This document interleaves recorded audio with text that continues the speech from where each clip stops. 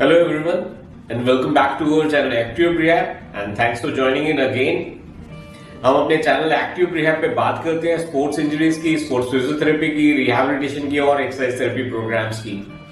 जैसा कि आप जानते हैं हमने अपने पिछले वीडियोस में एक शुरुआत की है एसीएल इंजरी से रिलेटेड एक सीरीज चलाने की, जिसके अंदर हम बात करेंगे उन सभी टॉपिक्स की जो एसीएल इंजरी से रिलेटेड है।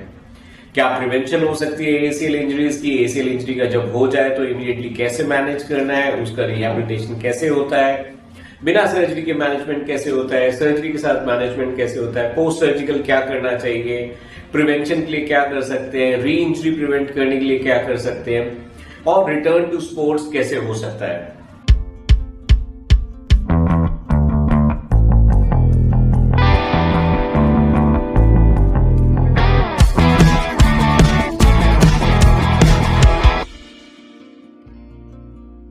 तो एसीएल सीरीज को जारी रखते हुए हमने जैसे आपको कहा था कि आप अपनी क्वेरीज को पोस्ट करें हमें, ताकि हम आपको उनको एड्रेस कर सके और हम आपको उससे रिलेटेड साइंटिफिक आंसर्स बता सके। तो एक बहुत ही इंटरेस्टिंग क्वेरी आई थी कि मेरी सर्जरी को इस समय 4-4.5 महीने हो चुके हैं, क्या मैं वापस अपनी स्पोर्ट्स के अंदर जा सकता हूँ। बहुत ही इंटरेस्टिंग क्वेरी है ये, क्योंकि जैसा हमने पिछले वीडियो में कहा था कि ऑब्जेक्टिव क्या है किसी भी मैनेजमेंट का एसीएल इंजरी होने के बाद में, चाहे वो सर्जिकल है या नॉन सर्जिकल मैनेजमेंट है। ऑब्जेक्टिव क्या है? Objective is to have a stable knee joint and try to return you to the previous level of sports. Of course, everybody wants to return to their sports. वो लोग वापस अपनी sports में हर कोई जाना चाहता है और वही ऑब्जेक्टिव है।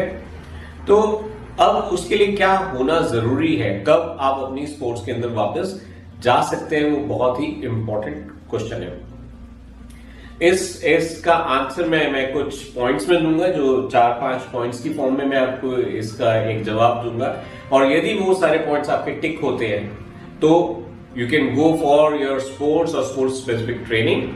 बट लास्ट में मैं आपको एक टाइमलाइन भी बताऊंगा, जिससे कि आपको ध्यान में रखना है हमेशा, जब आप पोस्ट सर्जरी अपना रिहैबिलिटेशन करके वापस स्पोर्ट्स की तरफ जा रहे हैं, तो उस टाइमलाइन को हमेशा कंसिडरेशन में रखना होगा। तो सबसे पहली चीज जो इंपॉर्टेंट है वो है range of motion. Range of motion क्या होती है? जब भी हम किसी जोड़ को मोड़ते हैं, किसी भी जॉइंट को, when we bend our joints, तो ये जो मूवमेंट वहां पर होती है, this is called as range of motion. अगर सर्जरी के बाद में आपकी नी रेंज ऑफ मोशन, अगर आपके नी की जो मूवमेंट है वो कंप्लीट हो जाती है, which is near full range of motion, आपका घुटना पूरा सीधा हो जाता है और आप अपनी पूरी नी, ऑलमोस्ट पूरी नी बेंड कर सकते हैं without any pain and discomfort, तो फुल रेंज ऑफ मोशन बोला जाता है उसको। So you should have full range of motion in your knee joint. दूसरी इंपॉर्टेंट चीज जो है वो है swelling after sports specific activities.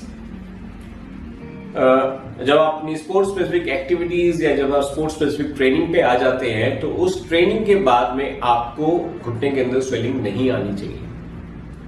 अगर उसके बाद में आपको घुटने के अंदर पेन या स्वेलिंग आ रही है, तो इसका मतलब है कि वहां पर कुछ कमी हो सकती है, जिसकी वजह से आपको पेन या स्वेलिंग आ रही है उसके अंदर।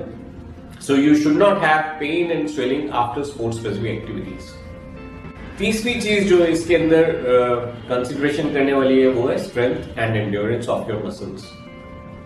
जो स्ट्रेंथ है, जो भी लोअर लिम्ब की मसल्स हैं, मैं यहाँ पे सिर्फ नी जॉइंट की बात नहीं कर रहा हूं, मैं यहाँ पे सभी मसल्स की जो लोअर एक्सट्रीमिटी की है, जो हमारे लोकोमोशन में, रनिंग में, जंपिंग में, लैंडिंग में, टर्निंग में, इन सब चीजों में जो हमें हेल्प करती है, स्प्रिंटिंग में, शटलिंग में, वो बहुत ही स्ट्रॉन्ग और अच्छी मसल्स होनी चाहिए और उनकी एंड्योरेंस भी अच्छी होनी चाहिए। एंड्योरेंस से मतलब ये होता है कि आप लंबे टाइम तक रिपीटेडली उन मसल को यूज कर रहे हैं, तो आपको फटीग नहीं आ रहा है और it should be towards normal.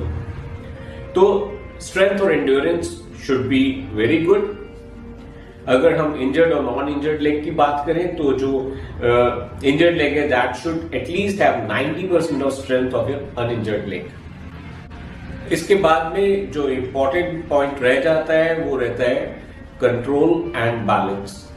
आपका न्यूरोमस्कुलर कंट्रोल कैसा है, आपके मूवमेंट पैटर्न्स कैसे हैं, आपका बैलेंस कैसा है, आप स्टेबल फील करते हैं या नहीं करते हैं, जो भी आपकी एक्टिविटीज है उसके अंदर आपकी बैलेंस ट्रेनिंग हुई है, न्यूरोमस्कुलर कंट्रोल बेटर है या नहीं है। ये बहुत ही इंपॉर्टेंट है to prevent any reinjury to your knee. And last thing is how are you performing on your functional test. अगर आप अपने फंक्शनल टेस्ट में you are able to perform at about 90% of your uninjured leg, जो आपकी normal leg है उसके अगर आप 90% पे हैं, then you can think of going back to your sports. So जैसा कि मैंने आपको इस वीडियो के शुरू में कहा था कि मैं आपको लास्ट में कुछ टाइमलाइंस के बारे में बताऊंगा। सो हियर वी आर, हम बात करते हैं कुछ टाइमलाइंस की। यूजुअली जो स्पोर्ट्स स्पेसिफिक एक्टिविटीज है वो स्टार्ट होती है at around 4 to 6 months after surgery, but it depends कि is it an isolated ACL surgery या साथ में कुछ और भी सर्जिकल प्रोसीजर के अंदर कुछ और भी किया गया है। आइसोलेटेड ACL टीयर्स के अंदर 4 से 6 महीने में स्पोर्ट्स स्पेसिफिक एक्टिविटीज शुरू हो जाती हैं, और रिटर्न टू स्पोर्ट्स अगर सब कुछ ठीक रहे, अगर सब कुछ ठीक है, आपकी रेंज ऑफ मोशन अच्छी है, आपकी स्ट्रेंथ अच्छी है, एंड्योरेंस अच्छी है, बैलेंस अच्छा है, आप फंक्शनल टेस्ट के ऊपर अच्छा परफॉर्म कर रहे हैं, then return to sports is usually at somewhere between 6 months to 9-10 months। Recent researches के अंदर निकल के आ रहा है कि अगर आप 6 months के बाद में और टाइम लेते हैं वापस अपने स्पोर्ट्स में जाने के लिए, then you have a much better ACL, a strong ACL, जिसके अंदर री इंजरी के चांसेस काफी ज्यादा घट जाते हैं। तो अभी हम टाइमलाइन को अराउंड 9 months मान के चलेंगे for returning back to your sports. Thank you very much for watching this video till the end. अगर आपको वीडियो पसंद आया तो प्लीज इसे लाइक करिए। आप कमेंट सेक्शन के अंदर जरूर हमें बताइए कि आप और क्या जानना चाहेंगे ACL इंजरीज के बारे में। जैसे आप हमें कमेंट करते हैं, आप हमें बताते हैं, तो हमें और ज्यादा कॉन्फिडेंस आता है और हमें लगता है कि हम किसी की मदद कर पा रहे हैं। So please don't forget to comment on our videos and keep liking and subscribing our videos. See you soon. Till then, stay fit, stay healthy, and keep smiling.